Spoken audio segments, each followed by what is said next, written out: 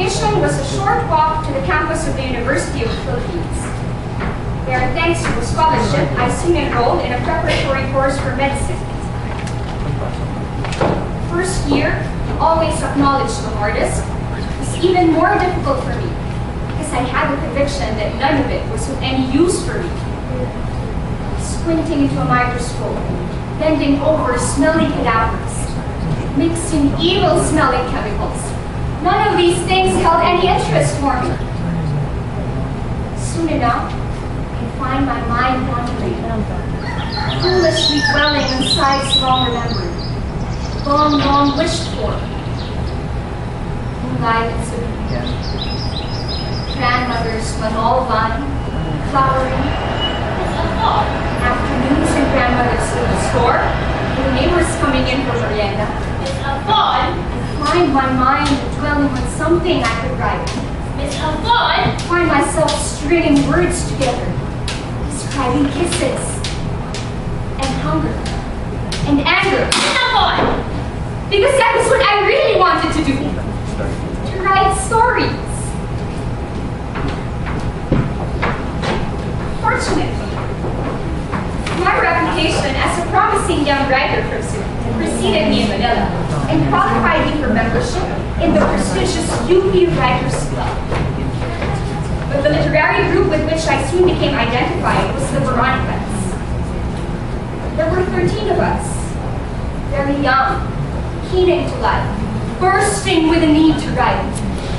I was the only female member of the Veronicas.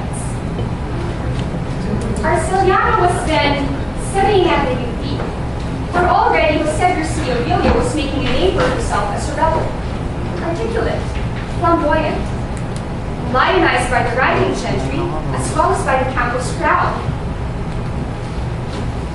They were already making jokes about Henry M. Gonzalez, who had, like me, just come from the sticks and was so awed by the city traffic that he dared cross the streets only with trepidation.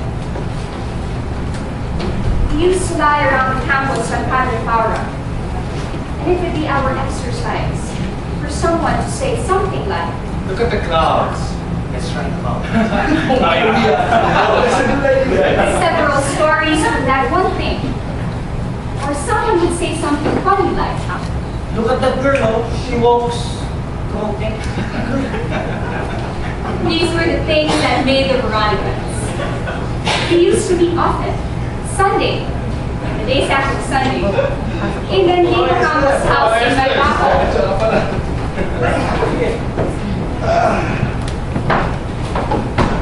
Their house was made of nipa and bamboo. The floor wasn't that bad, but it made me afraid enough anyhow to sit down quietly and listen to the talk. That's all. They took sides in the Philippine magazine's controversy with the priests.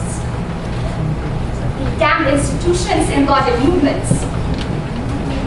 They discussed art and lines and abstractions. They opened books, shouted quotations, castigated fools, discussed religions, and larded their laughter with poetry, their own poetry, and from other people's poetry.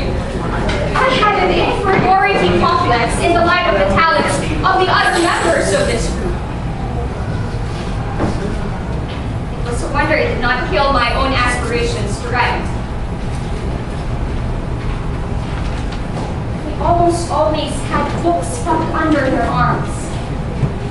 I used to look at them with envy, because you knew that they had touched those books.